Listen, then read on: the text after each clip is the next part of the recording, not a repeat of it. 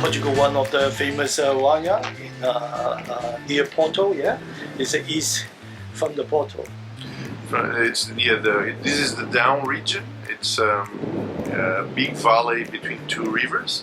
One of the rivers is down, that's why it's called the down region. We are in between three different mountains. You have Bussac on that side that separates us from the Atlantic influence. So on the north we have Caramulo mountain, also protects us from the north winds. And on the other side we have the biggest mountain in Portugal, that's Serra da Estrela, that separates us from the eastern side. So it's a region that is with a continental weather, and it's one of the characteristics of the wine that keeps a nice acidity, a freshness, because we have very cold nights and hot days during the fermentation period. What kind of soil you have in this paddock?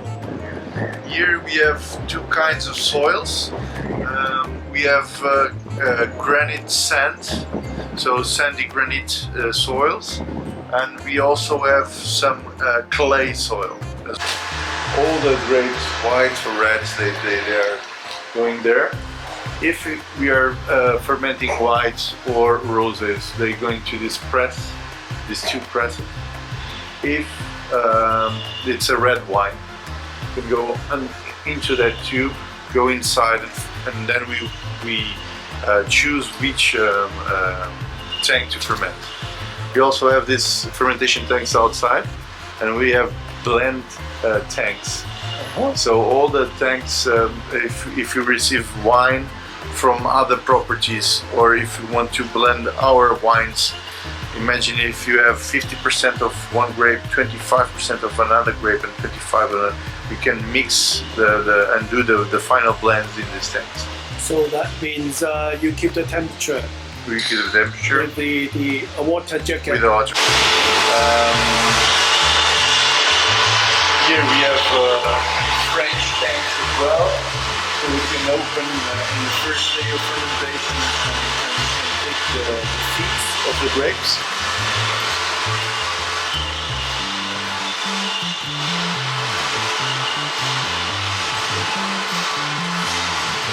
Here, robotic batonnage tanks for the whites. So these motors, they remove yeast and get all over the wine with yeast again.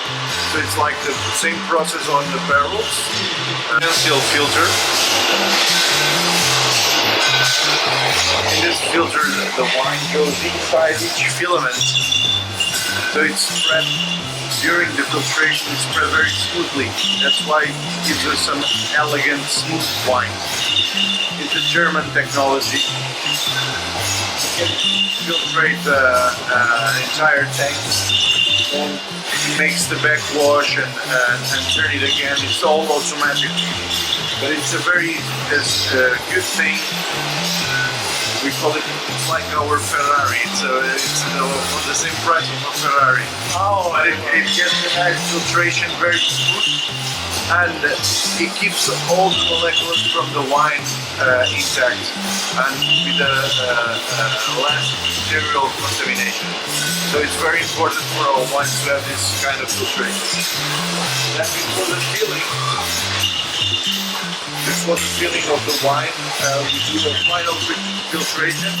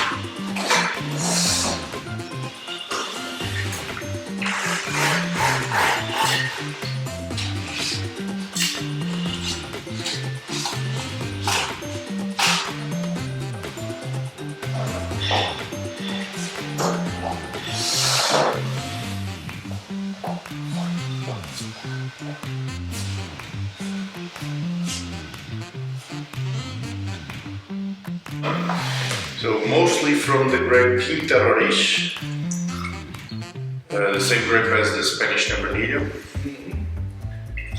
Then a little bit of Touriga Nacional and Alfrucheiro. So the other two grapes also from the down. So the aroma is still really strong. Yeah.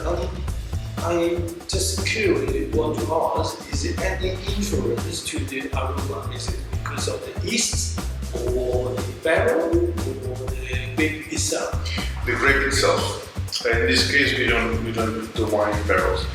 So all the aromas are concentrated in the pellicula of the grapes. And here, as we have different climate in the maturation period, so we have like 20 degrees during the like 30 Celsius degrees during the day and 10 Celsius degrees during the night. So we have 20 degrees of difference between the day and the night. And all the grapes in the maturation period, they are synthesizing the acids. So they keep this fruit character and these aromatic precursors in the skin of the grapes. So that's why if we do a very specific and cared harvest, we can keep in the press and everything, all the fermentation process. If we keep all the steps together, we can keep this freshness, fruity character. So essentially, is it because of the species of the grape itself? Yes. First. Second is the climate. Because the temperature change a lot. Yes, correct. The third is to be the soil, right? The soil as well. And the fourth is the fermentation. And that's the enologic process. Yes. So like color, Provence style color, pale salmon.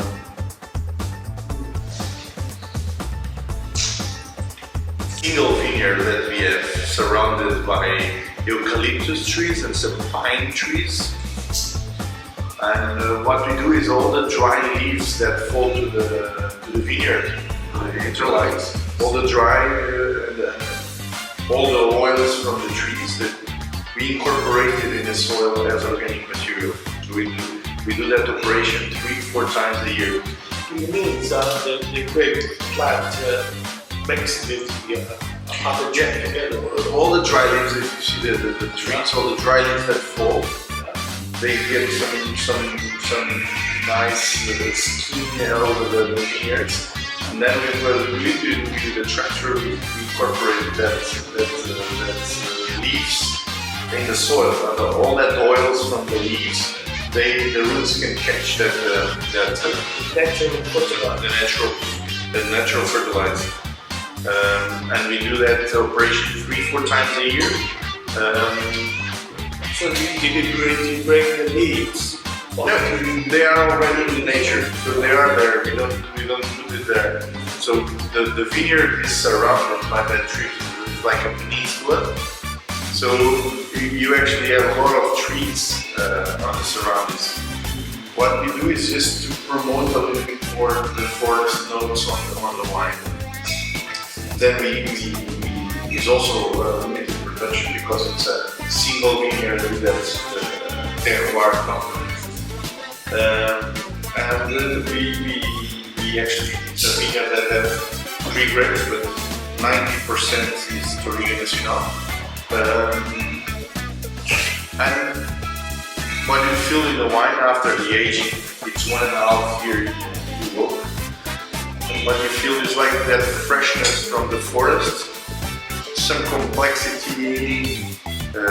You feel the meaty style of the eucalyptus, you feel the resin from the pine trees.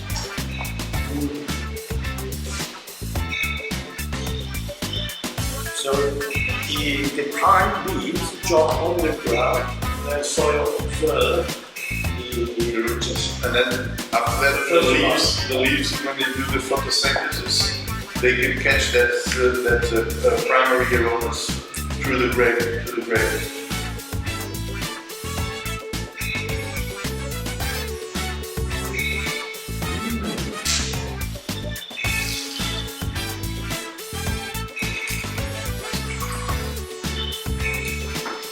And you feel it in the nose, but you also feel it in the mouth. Very fresh style red wine. Nice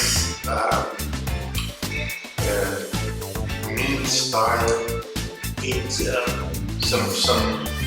It's really compact with the high tannin but soft. Black plum but dry. yeah. And you say, is it dry? No, it's pretty. Is it got is it? Yeah, it's a very amazing wine. Oily. Yeah, oily. It's got a oily, typical oily style.